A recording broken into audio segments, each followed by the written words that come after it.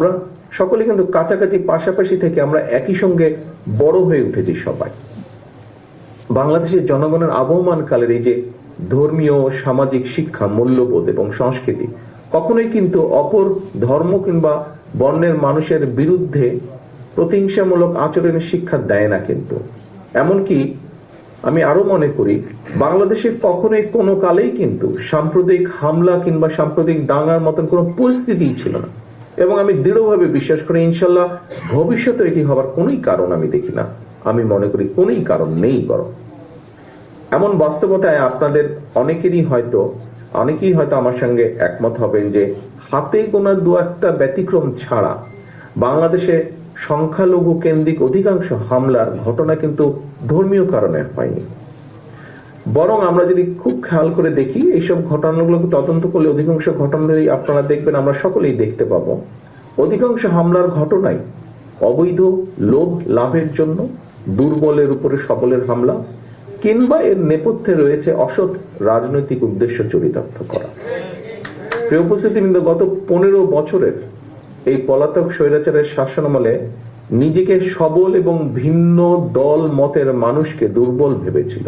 এ কারণে তারা বিএনপি সহ বিভিন্ন রাজনৈতিক দল এবং মতের হাজার হাজার মানুষকে কিন্তু গুম খুন অপহরণ করেছিল, ঘর বাড়ি ছাড়া করেছিল, মিথ্যা মামলা চালিয়েছিল, লক্ষ লক্ষ মানুষকে এরা হয়রান করেছিল।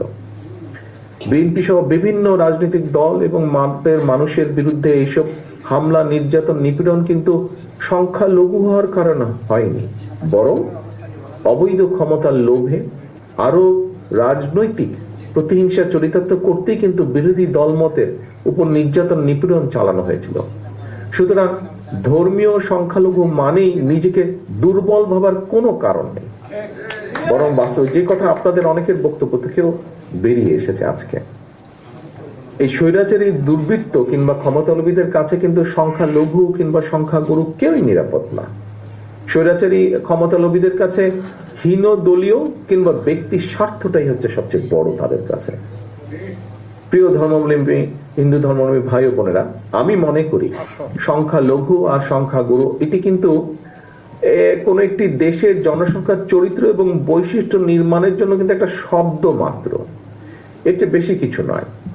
ধর্মীয় বিশ্বাসের দিক থেকে হিন্দু ধর্মাবলম্বী হিসাবে বাংলাদেশে আপনি সংখ্যালঘু, কিন্তু আপনি যদি পাশেই দেশে চলে যান, ভারতে যান, সেখানে কিন্তু আবার সংখ্যালঘু। আবার এই আপনি যখন চীন, মিয়ানমার কিংবা ইউকেতেও যদি আসেন, এখানে কিন্তু আমি বলেন, আপনি বলেন, আমরা সবাই কিন্তু এখানে সংখ্যালঘু। কাজে বর্তমান বিশ্বে কে সংখ্যালঘু আর কে সংখ্যাগুরু এটা কোনো গুরুত্বপূর্ণ বিষয় না, বরং একটা রাষ্ট্রে এবং সমাজে ইনসাফ এবং আইনের শাসন রয়েছে কিনা সেটি সবচেয়ে গুরুত্বপূর্ণ বিষয়, যেটি আমি ব্যক্তিগতভাবে দৃঢ়ভাবে বিশ্বাস করি। রাষ্ট্র ও সমাজের আইনের শাসন থাকলে আপনি, আমি, আমরা সংখ্যালঘু কিংবা সংখ্যাগুরু যাই বলি না কেন, আইনের শাসন সবাই আমরা নিরাপদ। আইনের শাসন না থাকলে আমরা কেউই নিরাপদ না, যেটি কদিন আগেও সত্য বলেছিল মানুষের কাছে। গত 15 বছরের ফ্যাসিবাদী শাসনকালই কিন্তু সবচেয়ে বড় উদাহরণ। 15 বছরে যা হয়েছে আমরা দেখেছি। দেশে আইনের শাসন ছিল না বলেই কিন্তু প্রধান বিচারপতি হয়েও এস.কে. সিনহাকে অবিচারের শিকার হতে হয়েছিল। পলাতক স্বৈরাচারের আমলে দেশে আদালত আর আয়নাঘর প্রায় একাকার হয়ে গিয়েছিল।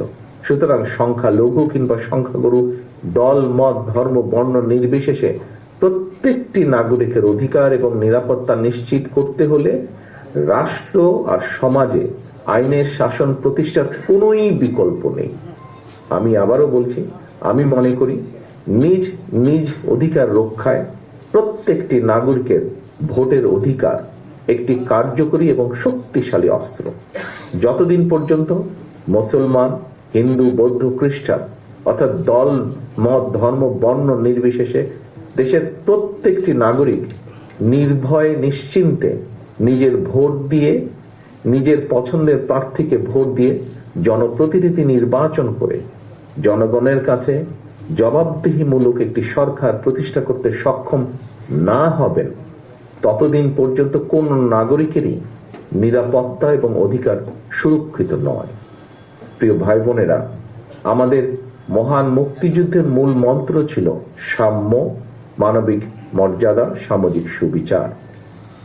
ধর্ম বর্ণ নির্বিশেষে, বিশ্বাসী বলুন অবিশ্বাসী বলুন কিংবা সংশয়বাদী, প্রত্যেকটি নাগরিক রাষ্ট্র আর সমাজে যার যার ধর্মীয়, রাজনৈতিক, সামাজিক, সাংস্কৃতিক অধিকারগুলো স্বচ্ছন্দে বিনা বাধায় উপভোগ করবেন, এমন একটি স্বাধীন রাষ্ট্র সমাজ বিনির্মাণের জন্যই মুক্তিযোদ্ধারা লাখো প্রাণের বিনিময় বাংলাদেশ স্বাধীন করেছিলেন। কে মুসলমান, কে হিন্দু, কে বৌদ্ধ, কে খ্রিস্টান, মুক্তিযুদ্ধের সময় আমাদের এমন কোনো জিজ্ঞাসা কিন্তু ছিল না। অতএব স্বাধীন বাংলাদেশ সংখ্যালঘু কিংবা সংখ্যাগুরু এসব নিয়ে চিন্তার কোনো কারণ নেই। ধর্ম বর্ণ নির্বিশেষে, বাঙালি অবাঙালি, বিশ্বাসী অবিশ্বাসী কিংবা সংশয়বাদী, বাংলাদেশের প্রতিটি নাগরিকের একমাত্র গর্বিত পরিচয়, আমরা সকলে বাংলাদেশ। এই বাংলাদেশ আপনার, আমার, আমাদের সবার। বাংলাদেশের প্রতিটি নাগরিক সকল ক্ষেত্রে সমান অধিকার ভোগ করবে। এটাই বিএনপির নীতি, এটাই বিএনপির রাজনীতি। হিন্দু ধর্মাবলম্বী প্রিয় ভাই বোনেরা, সবশেষে বলতে চাই, আমি বিশ্বাস করি, আপনার, আমাদের দল বিএনপি বিশ্বাস করে, দল মত ধর্ম যার যার, রাষ্ট্র সবার, ধর্ম যার যার, নিরাপত্তা পাবার অধিকার সবার। প্রিয় ভাই বোনেরা, হিন্দু ধর্মাবলম্বী ভাই বোনেরা, আগামী মাসেই আপনাদের সবচেয়ে বড় ধর্মীয় উৎসব দুর্গাপূজা। এই উৎসব উপলক্ষে আমি আপনাদেরকে আগাম শুভেচ্ছা জানাই। ইনশাল্লাহ আপনারা প্রত্যেকে উৎসব উদযাপন করুন নির্ভয়ে, নিশ্চিন্তে, নিরাপদে। আল্লাহ হাফেজ। বাংলাদেশ জিন্দাবাদ। বাংলাদেশ জাতীয়তাবাদী দল জিন্দাবাদ।